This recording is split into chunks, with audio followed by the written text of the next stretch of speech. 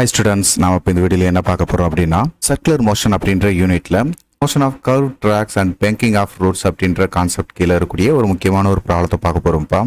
So இந்த ப்ராப்ளத்தில் என்ன கொடுத்துருக்காங்கன்னு பார்ப்போம். A motor cyclist driving with a speed of 0.6 km per minute goes over tan of radius of curvature 50 meter. Calculate his centripetal acceleration and his slope with the vertical.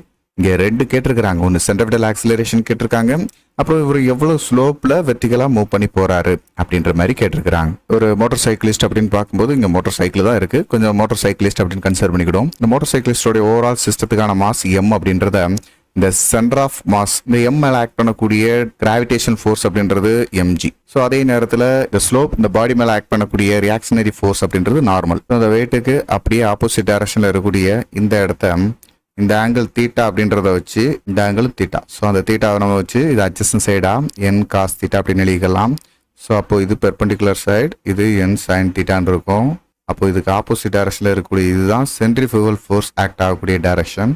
So அப்போ இந்த பாடியில் act பண்ணக்கூடிய force எல்லாத்தையும் resolve பண்ணும்போது N sine theta அப்படின்றத M V squared by R அப்படின்ற centrifugal ஃபோர்ஸ்க்கு ஈக்குவலாகவும் என் காஸ் தீட்டா அப்படின்றது கிராவிடேஷனல் ஃபோர்ஸ் எம்ஜிக்கு ஈக்குவலாகவும் இருக்கிற மாதிரி பார்த்தோம்னா போத் சைடு ரெண்டையும் டிவைட் பண்ணும்போது போத் சைடு என் கேன்சல் ஆயிரும். இந்த எம் கேன்சல் ஆயிடுச்சு அப்படின்னா இந்த டேர்ம் எதுக்கு ஈக்குவலாக இருக்கும்? Tan theta equal to v squared by ஆர்ஜிக்கு ஈக்குவலாக இருக்கும். இதெல்லாம் ஆல்ரெடி நம்ம படித்த கான்செப்ட் தான். இந்த பேங்கிங் ஆஃப் ரோட் அப்படின்றதுல இது ரொம்ப முக்கியமான ஒரு ஃபார்முலா. சரி, இப்போ நம்மளுக்கு இங்கே கொடுத்துருக்குற இங்கே டேட்டாவில் இந்த ஸ்பீட் ஆஃப் த வெஹிக்கிள் அப்படின்னு பார்க்கும்போது 0.6 கிலோமீட்டர் பெர் மினிட் அப்படின்னு கொடுத்துருக்குறாங்க. கிலோமீட்டர் பெர் மினிட்ன்றத மீட்டர் பெர் செகண்டுக்கு மாத்திரனால 0.6 இன்ட்டு 1000 மீட்டர் பெர் 60 செகண்ட். கொஞ்சம் சிம்பிளை பண்ணோம்னா 600/60 அப்படின்னு இருக்கும். ஸோ அதனால 10 மீட்டர் பெர் செகண்ட் அப்படின்னு எடுத்துக்கலாம். அப்புறம் ரேடியஸ் ஆஃப் கர்வேச்சர் அப்படின்றது ஆர் ஈக்குவல் டு 50 மீட்டர். இங்கே already g value 10 metre per second inverse ஸ்கொயர்னு எடுத்துக்கிட்ட சொல்லிட்டாங்க. So calculate the centripetal acceleration அப்படின்னு பார்க்கும்போது சென்ட்ரிபிட்டல் ஆக்சிலரேஷனுக்கான formula v squared by r. இங்கே நம்மளுக்கு ஆல்ரெடி இந்த டேட்டா ரெண்டுமே இருக்கு. 10 ஸ்கொயர் பை ஆரோட வேல்யூ 50. ஸோ 100/50 அப்படின்றத 2 மீட்டர் பெர் செகண்ட் இன்வெர்ஸ் ஸ்கொயர்னு எடுத்துக்கலாம்.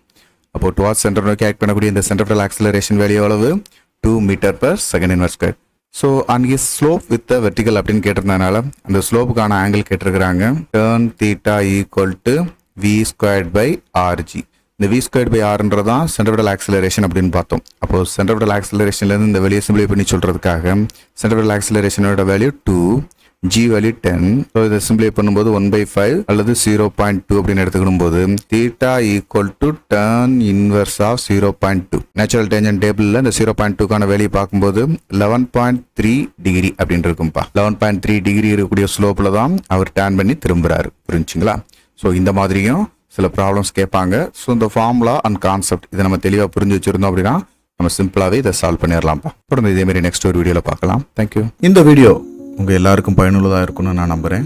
உங்களுக்கு இது ரொம்ப ஈஸியாக இருந்துச்சு அப்படின்னா மறக்காமல் லைக் பண்ணுங்க. நம்ம மிஸ்டர் பிசிக்ஸ் சேனலை சப்ஸ்கிரைப் பண்ணுங்க. உங்களுடைய நண்பர்களுக்கும் ஷேர் பண்ணுங்க. நம்மளுடைய தொடர்ந்து எல்லா வீடியோக்களும் உங்களுக்கு வரணும் அப்படின்னா நம்ம நோட்டிஃபிகேஷனில் ஆல் அப்படின்ற ஆப்ஷனோட கிளிக் பண்ணுங்க. தேங்க்யூ.